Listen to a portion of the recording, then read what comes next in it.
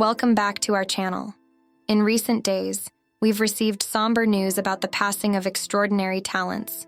Today's episode is dedicated to honoring their memory, as we also reflect on the stars we've recently lost. Before we begin, we kindly ask for your support. If this video or the legacies of these remarkable individuals have touched your life, please consider giving it a thumbs up as a sign of respect and remembrance. Thank you. Walter G. Ehmer, a distinguished leader in the American business realm, left a significant mark as the president and CEO of Waffle House, a position he held from 2012 until his death in 2018-2024. His tenure at Waffle House was characterized by his exceptional leadership and unwavering commitment, which preserved the chain's cherished status in American culture and hospitality. Ehmer adeptly steered the company through numerous challenges, demonstrating a blend of strategic acumen and resilience. Born on May 26, 1966, Walter Ehmer exhibited a strong sense of purpose and ambition from an early age. He earned his degree from the Georgia Institute of Technology in 1989 and began his career at Allen Bradley, where he gained a robust foundation in business and finance. His journey with Waffle House began in 1992, and his ascent was swift.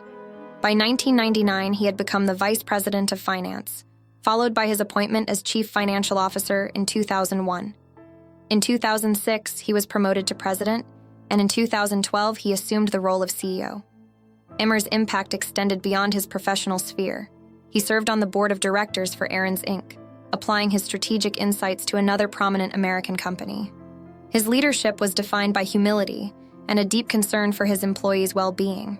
This was especially evident during the pandemic, when he voluntarily reduced his salary to help ensure the company's financial stability.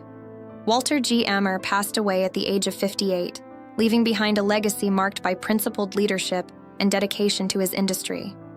His commitment to his work and his empathetic management style continue to inspire and influence the business community, ensuring that his contributions are remembered and valued.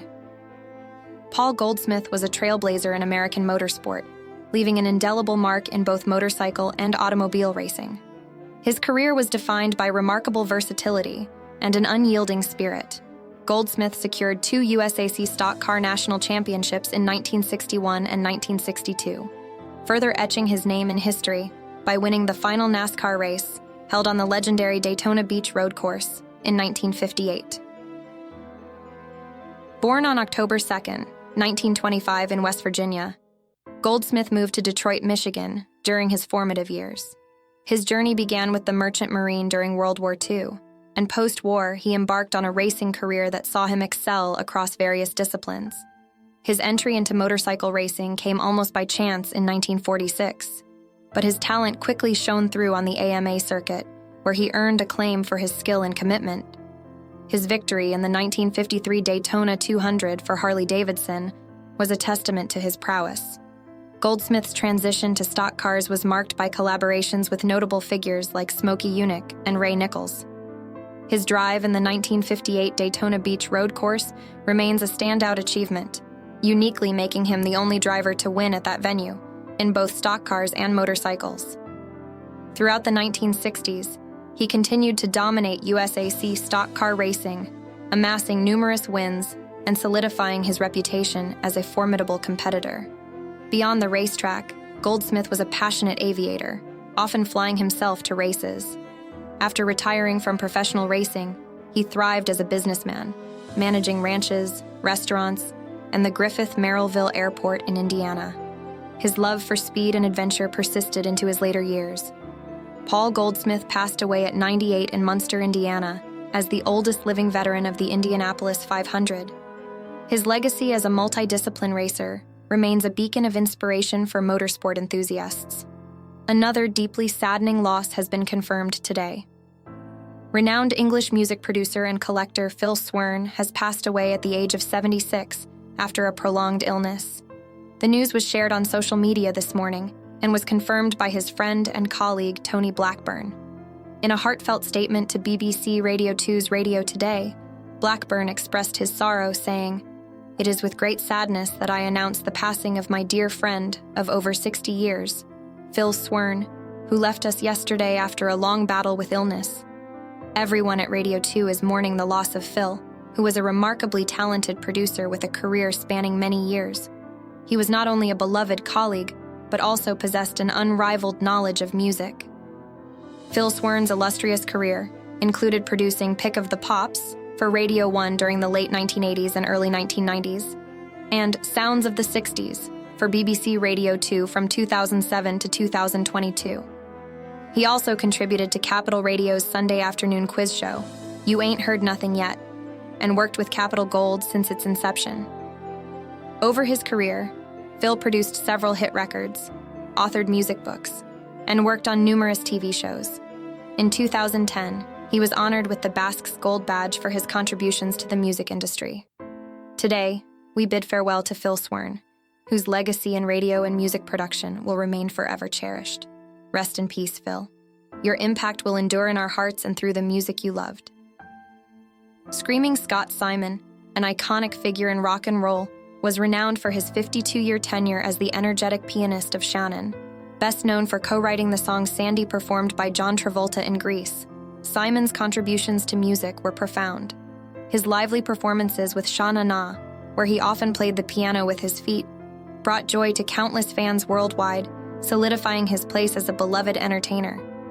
Born Scott Simon on December 9, 1948 in Kansas City, Missouri, he was an active participant in sports and music from a young age, eventually moving to New York City to attend Columbia University in 1966.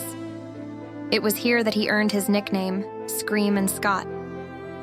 After graduating in 1970, Simon joined Sha Na Na, a doo-wop group fresh off their Woodstock appearance. As the band's pianist and later managing partner, he played on every album except their first, and became a key contributor to their unique sound and stage presence. Simon's talents extended beyond performance. He was a songwriter and composer, contributing to both the band's albums and his solo work. His partnership with Louis St. Louis on the song Sandy for Grease was a standout achievement, with Soundtrack becoming one of the best-selling albums of all time. He was also a regular on the Sha Na Na Show, which ran for 4 seasons and featured musical legends such as Chuck Berry and James Brown. Simon passed away at the age of 75 in OJ, California, after a long battle with sinus cancer. He is survived by his wife Deborah, daughters Nina and Morgan's stepson Nick, and granddaughters Rocket and Naomi. His legacy endures through the timeless music and joy he brought to audiences around the world. Former Lake Mills High School football player and Iowa State All-American Mike Stensrud died Friday at his home at age 68. Stensrud is considered one of the greatest defenders in Iowa State football history. He earned All-America and First-Team All-Big 8 recognition as a senior in college, recording 306 career tackles from his defensive line position, according to the Iowa State Athletics Hall of Fame website. Stensrud led the conference in Acts 15. In 1977, an ISU led the Big 8 in scoring defense and ranked second in rushing and total defense, the school said. He worked for 18 years at Lake Mills Lumber with his brother-in-law, and served on numerous boards and committees, including the board of the Winnebago Cooperative Telecom Association, which he still served on at the time of his death. He also served on the Winnebago County Board of Supervisors. He was a second-round NFL draft pick by the Houston Evers, and eventually retired from the NFL in 1989, after which he returned with his family to Lake Mill. Stensrud was inducted into the Iowa State Athletics Hall of Fame in 2000. We are deeply saddened by the loss of Miles Stensrud. His legacy and contributions to the game of football will always be remembered with admiration and respect. Our hearts go out to his family and friends at this difficult time. May they find strength and solace in the memories they shared with him. May he rest in peace, and may his family find comfort in his memory. Farewell. Will Jennings, an Oscar-winning lyricist, is celebrated for his profound impact on late 20th century music. Renowned for penning some of the era's most memorable songs, Jennings is perhaps best known for his iconic contributions to My Heart Will Go On, From Titanic and Up Where We Belong, From an Officer and a Gentleman. These classic pieces earned him 2 Academy Awards, along with multiple Grammys and Golden Globe Awards. His exceptional songwriting skills were recognized with his induction into the Songwriters Hall of Fame in 2006. Born Wilbur Herschel Jennings on June 27, 1944 in Kilgore, Texas. Jennings initially embarked on a career in education, teaching at Tyler Junior College and later at the University of Wisconsin-Oshkosh. However, his deep-seated passion for music drew him to Hollywood in 1976, marking the beginning of his illustrious career as a lyricist. Over the years, Jennings collaborated with a roster of legendary artists, including Steve Winwood, Eric Clapton, Whitney Houston, Mariah Carey, and Roy Orbison. His collaboration with Clapton produced the Grammy-winning Tears in Heaven, a song that deeply resonated with audiences globally.